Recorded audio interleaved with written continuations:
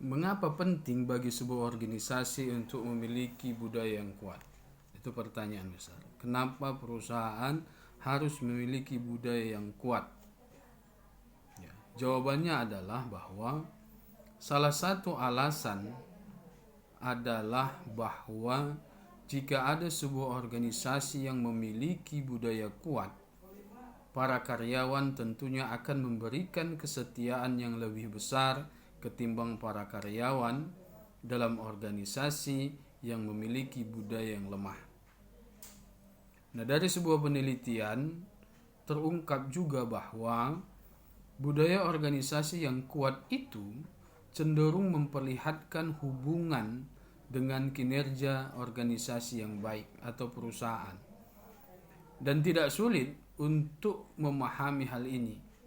Nah, bila nilai-nilai pokok organisasi dapat dipahami secara jelas dan diterima secara jelas dan luas oleh para karyawan, maka para karyawan akan mengetahui apa yang harus dikerjakan dan apa yang diharapkan dari mereka.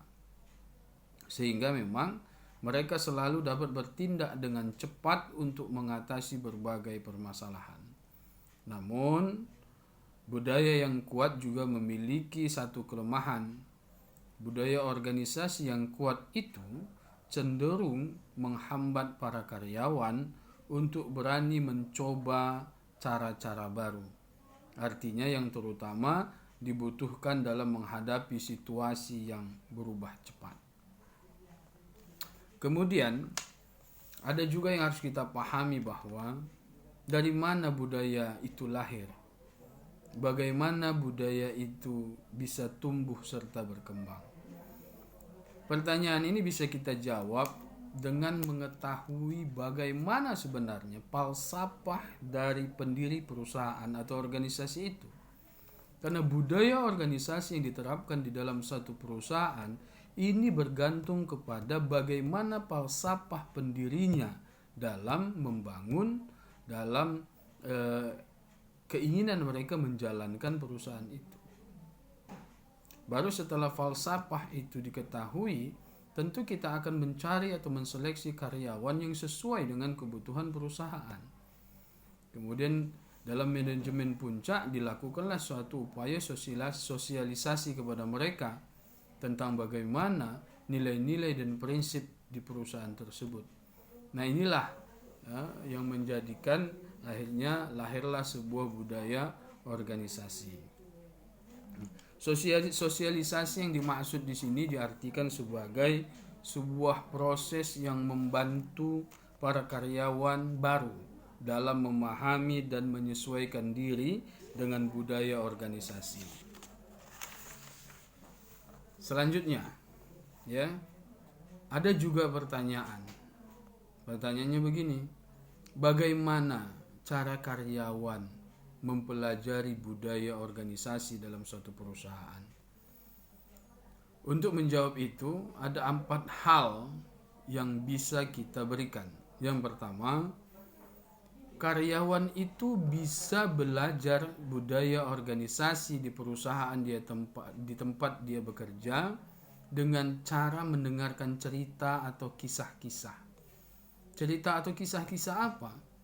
Ya, cerita mengenai keberhasilan para pendiri dulu dalam membangun perusahaan, kemudian pengalaman-pengalaman mereka, kemudian bagaimana suatu momentum kejadian-kejadian yang luar biasa di perusahaan itu, ya, cerita tentang bagaimana suatu permasalahan terjadi di perusahaan, kemudian para pendirinya atau para pimpinannya itu menyelesaikan permasalahan itu dengan baik dengan strategi-strategi yang mereka rancang. Ini semua menjadi renungan bagi karyawan bahwa mereka itu sudah berbuat demikian, maka yang mereka lakukan juga harus sama dengan mereka. Dan tentunya kejadian-kejadian masa lalu yang berguna untuk perkembangan dan kemajuan perusahaan ini akan selalu diberikan atau diberitahukan kepada karyawan. Itu maksudnya. Yang kedua, dengan cara mengadakan acara-acara simbolis atau ritual. Nah, maksud dari acara simbolis atau ritual ini adalah bahwa ada hal-hal yang dilakukan oleh perusahaan, seperti misalkan memberikan annual award atau penghargaan kepada karyawan yang berprestasi misalkan. Dibuat satu acara. Ya. Kemudian contoh misalkan kita ambil dari perusahaan Boston Scientific di negara bagian Minnesota, Amerika Serikat. Ini ada satu budaya mereka, kalau ada karyawan yang diberikan tugas yang cukup berat dan menantang, nah mereka itu diberikan semacam piala bergilir, ya, yang merupakan tiang gipsum setinggi 2 kaki. Untuk apa? Untuk memberikan dukungan kepada karyawan yang diberikan pekerjaan yang berat dan menantang itu. Kemudian juga ada istilah passing of the pillars atau penyerahan tiang atau estafet tiang. Ya, ini diberikan kepada karyawan-karyawan ya yang menerima tugas dengan berat tadi.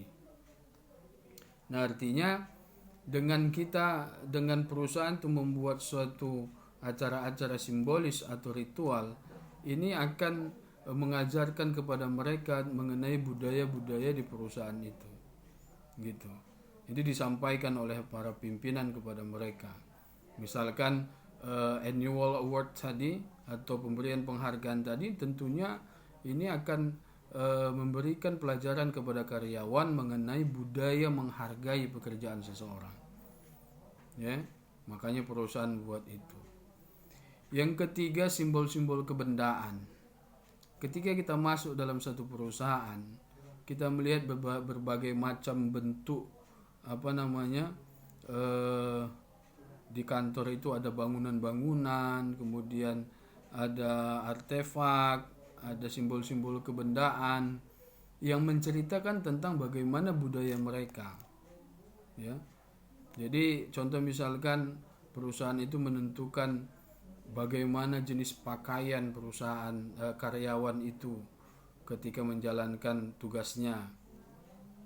Artinya dalam bentuk-bentuk simbolis kebendaan ini memiliki arti-arti tersendiri dari perusahaan yang tujuannya adalah untuk mengingatkan karyawan tentang budaya yang organisasi yang harus mereka junjung dan mereka laksanakan. Kemudian yang keempat, bahasa. Bahasa di sini maksudnya adalah bahwa di dalam perusahaan itu ada istilah-istilah khusus atau kode-kode khusus yang diciptakan oleh perusahaan maupun antar karyawan dalam berkomunikasi. Ada istilah-istilah yang hanya mereka yang memahami, sehingga ada hal-hal yang harus mereka ketahui yang orang lain tidak tahu. Ya, dengan mempelajari bahasa itu yang mereka ciptakan itu, para anggota organisasi mengakui penerimaan mereka terhadap budaya organisasi dan kesediaannya untuk membantu mempertahankannya. Artinya satu kekhususan itu menjadi contoh atau menjadi satu bukti bahwa kita itu menerima budaya yang ada dalam perusahaan. Contoh misalkan Microsoft, ya. Microsoft itu ada beberapa istilah yang diciptakan oleh karyawannya, ya. Contoh misalkan ada kosakata khas mereka itu, yaitu work judo, ya, artinya membelokkan serangan. Ada istilah eating your own dog food, artinya memakan makanan peliharaanmu sendiri. Ya, ada flat food, ada vending machine dan lain sebagainya lah. Artinya mereka yang tahu apa maksud dari kosa-kosa kata itu. Ini menjadikan budaya mereka. Mungkin budaya mereka itu mengedepankan kerahasiaan tentang kode atau data-data, sehingga mereka menggunakan bahasa-bahasa yang mereka ciptakan sendiri, yang dimana antara satu sama karyawan di dalam perusahaan itu yang tahu, orang lain tidak tahu. Kemudian bagaimana budaya mempengaruhi para manajer? Ya, karena budaya organisasi itu dibatasi oleh hal-hal yang boleh dilakukan dan hal-hal yang tidak boleh dilakukan, maka budaya itu sangat relevan dengan pekerjaan para manajer. Nah, kendala dan batasan ini seringkali tidak muncul secara eksplisit. Hal itu tidak dituliskan, bahkan jarang sekali diucapkan. Akan tetapi, hal-hal itu secara nyata ada, dan setiap manajer harus segera memahami apa yang boleh ia lakukan dan apa yang tidak boleh dia lakukan dalam organisasinya. Sebagai contoh misalkan, Anda tidak akan menemukan norma-norma di bawah ini dalam bentuk tertulis di organisasi manapun. Namun masing-masing merupakan contoh kebiasaan yang berlaku di berbagai organisasi dunia saat ini. Misalkan, berlakulah seolah-olah Anda sibuk meskipun sebenarnya tidak sibuk. Ya, ini enggak tertulis, tetapi ya itu yang terjadi. Ya. Bagaimana kita sebenarnya tidak sibuk, tapi seolah-olah terlihat sibuk. Supaya apa? Supaya tidak dianggap bahwa kita itu tidak bekerja. Kemudian, jika Anda berani mengambil risiko dan ternyata gagal, maka kegagalan itu harus Anda tebus dengan harga yang sangat mahal. Ini satu budaya juga. Ya. Kita harus mengambil risiko, tapi gagal. Maka satu kegagalan itu merupakan hal yang sangat luar biasa yang harus kita berhati-hati. Jangan sampai terjadi suatu kesalahan. Kenapa? Karena kegagalan itu harus kita bayar dengan mahal. Yang ketiga, sebelum Anda mengambil keputusan, sampaikan dulu kepada atasan Anda sehingga ia tidak akan terkejut ketika mengetahuinya. Ini tidak tertulis, tapi ini menjadi satu budaya.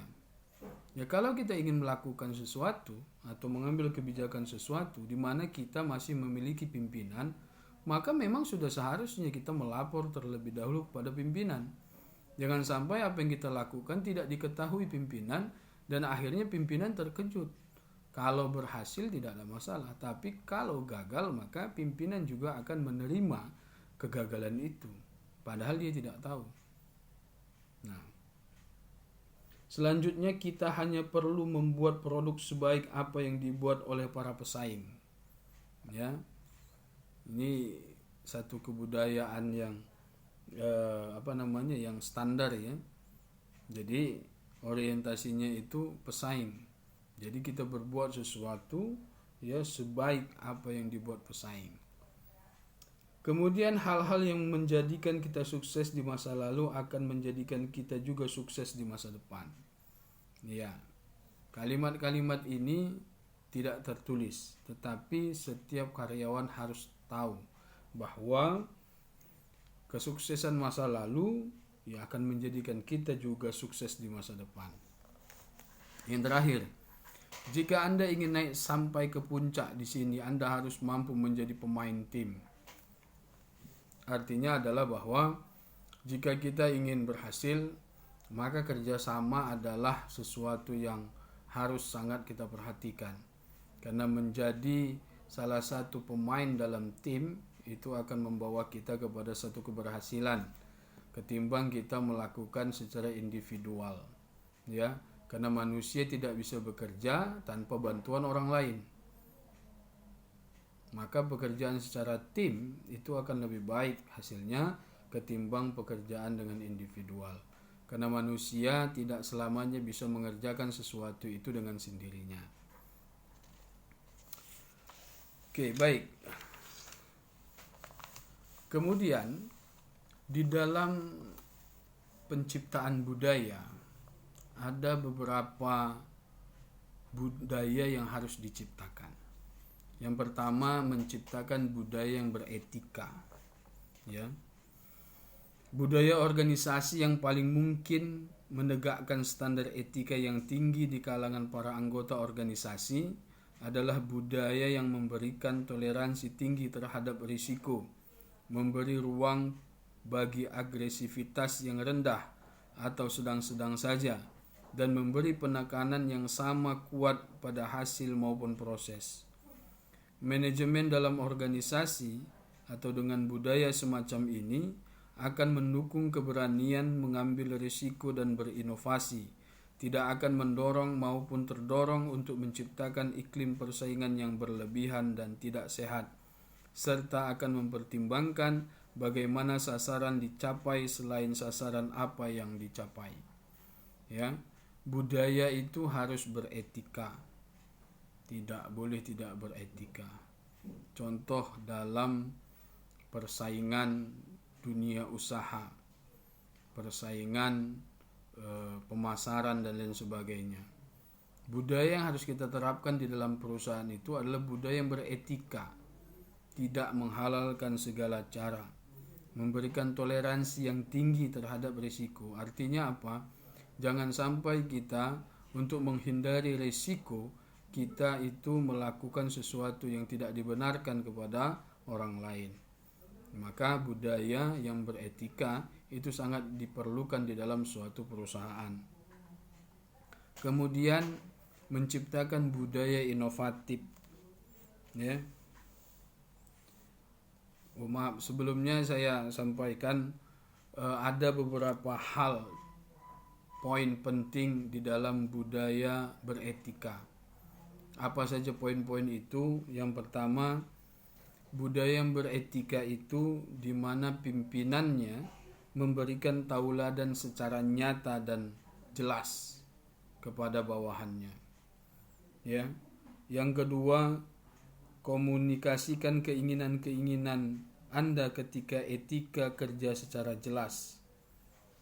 Adakan sesi-sesi pelatihan dan pembelajaran etika. Berikan imbalan bagi tindakan-tindakan yang etis, serta hukuman bagi tindakan-tindakan yang tidak etis secara nyata dan jelas.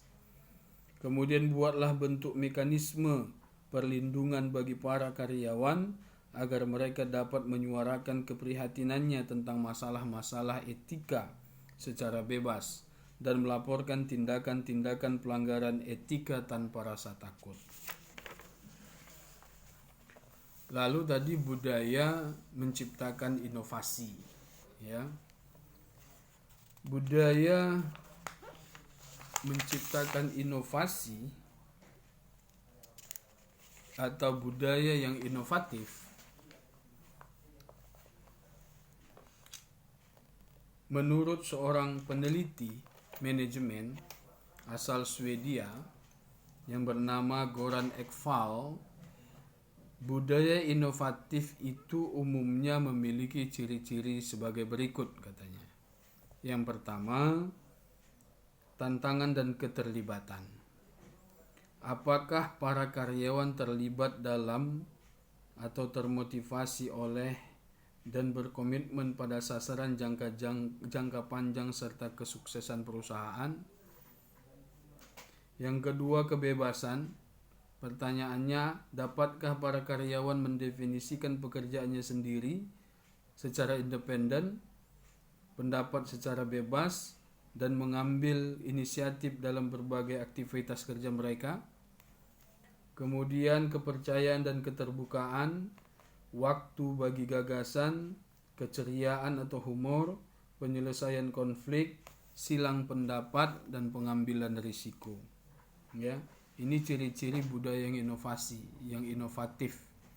Ada di sana tantangan dan keterlibatan, ada kebebasan, ada kepercayaan dan keterbukaan, ada waktu bagi gagasan, artinya ada diberikan kesempatan untuk memberikan ide-ide atau gagasan. Kemudian keceriaan dan humor, ya. Kemudian ada penyelesaian konflik, ada silang pendapat, ada pengambilan risiko. Itu ciri-ciri budaya yang inovatif. Kemudian ada budaya yang berorientasi dengan pelanggan. Ya. Apa ciri-ciri budaya berorientasi pada pelanggan? Ya. Contohnya misalkan karakteristik budaya yang berorientasi pada pelanggan, misalkan pekerjakan orang-orang dengan berbagai kepribadian dan sifat yang sejalan dengan paradigma pelayanan atau pelanggan.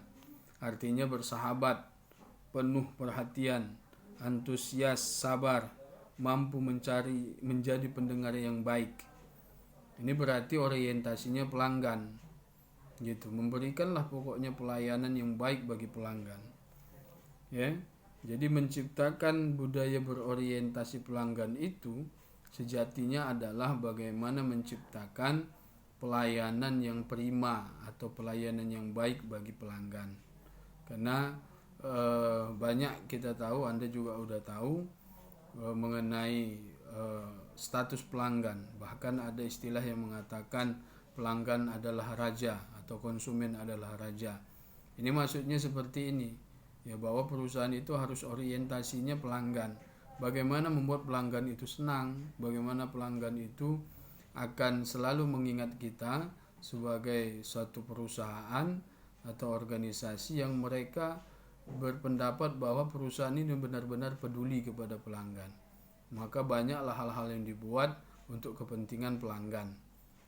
Nah, kalau pelanggan sudah merasa senang dan merasa bahwa mereka itu sangat diperhatikan dan dibutuhkan, nah tentunya peluang-peluang kompetisi atau persaingan-persaingan di luar sana akan dimenangkan oleh perusahaan yang orientasinya adalah pelanggan. Kemudian menciptakan budaya yang mendukung kebinekaan. Ya. Organisasi-organisasi yang dicirikan oleh kebinekaan tenaga kerja adalah mempekerjakan orang-orang dengan latar belakang yang heterogen, baik ras, etnik, usia, jenis kelamin maupun karakteristik lainnya. Nah, para manajer ini harus melihat dan merenungkan dalam-dalam apakah budaya organisasinya benar-benar dapat mengayomi keragaman pandangan ketimbang terpaku pada satu gagasan saja. Budaya organisasi yang diterapkan ini harus mampu merangkul semua bentuk kebinekaan. Karena di dalam perusahaan itu tidak mungkin yang bekerja itu hanya satu suku saja. Tetapi di dalamnya pasti banyak ya suku-suku yang lain, ras-ras yang lain. Jenis-jenis kelaminnya saja sudah berbeda. Misalkan bagaimana budaya organisasi ini diterapkan untuk laki-laki, bagaimana diterapkan untuk perempuan. Bagaimana penerapannya untuk karyawan yang masih muda, bagaimana penerapannya untuk karyawan yang sudah tua. Maka harus difikirkan bagaimana menciptakan budaya yang mendukung kebinekaan.